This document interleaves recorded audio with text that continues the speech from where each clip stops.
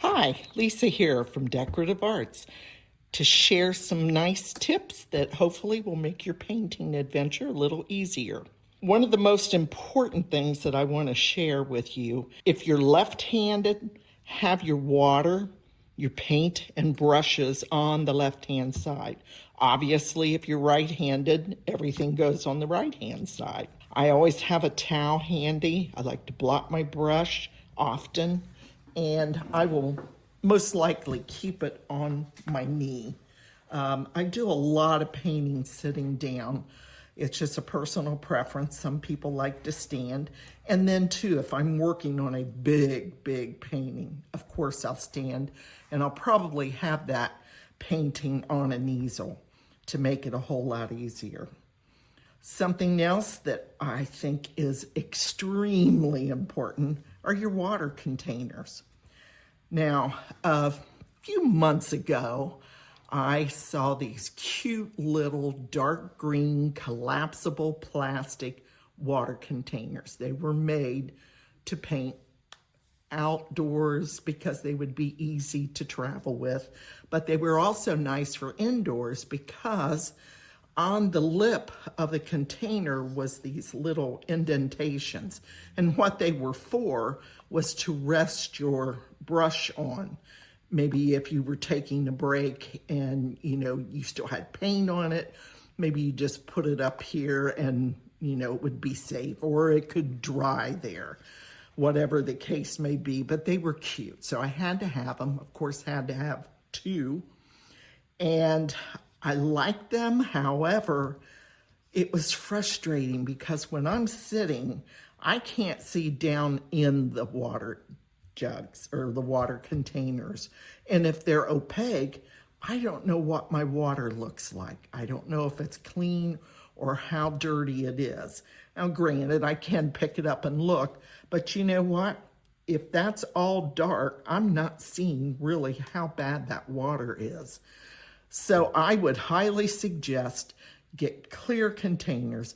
I don't care if you use the little glass cups that yogurt comes in, mayonnaise jars, whatever. Well, they don't make glass mayonnaise jars anymore, but you know what I mean, canning jars, anything.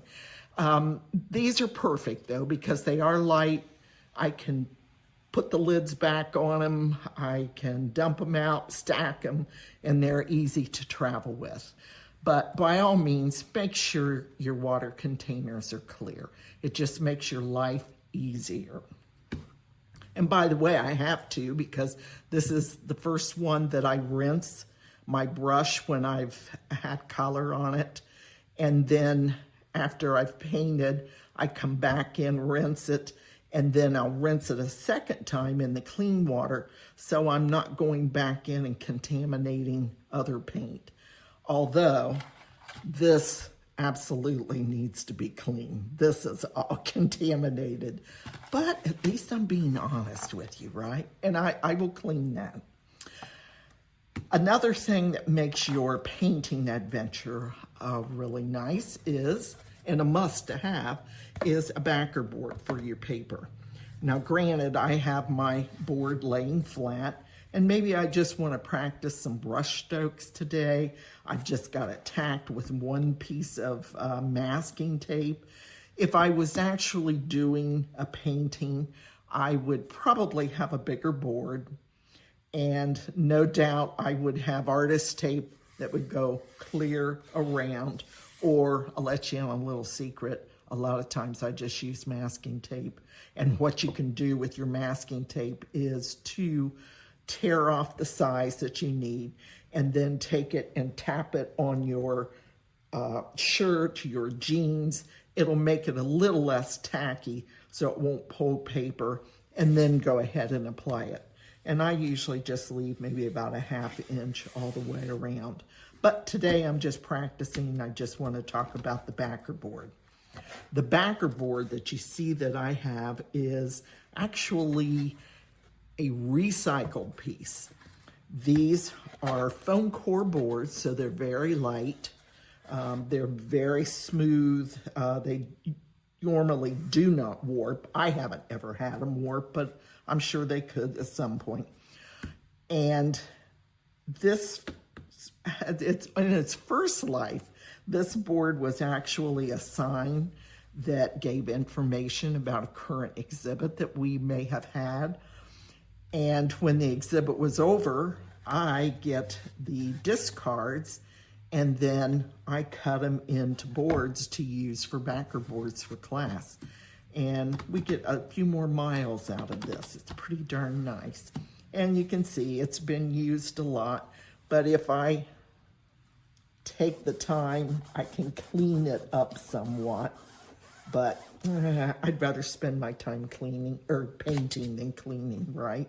Something else that you can do with a backer board, you do need a support to have your paper on, but if I want to raise that because maybe I want the paint to move with gravity on my page, I put a little, actually these are the lids that are off my water containers, and I'll stack them up. I have two. I could do it with just one, or even a roll of tape, which is just about that wide. And that gives it a little tilt, enough that you can see some movement in your watercolor. So those are some things that I think are very important.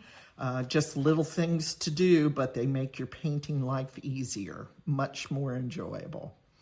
Well, I'll see you again and share some more things about watercolor. Thanks.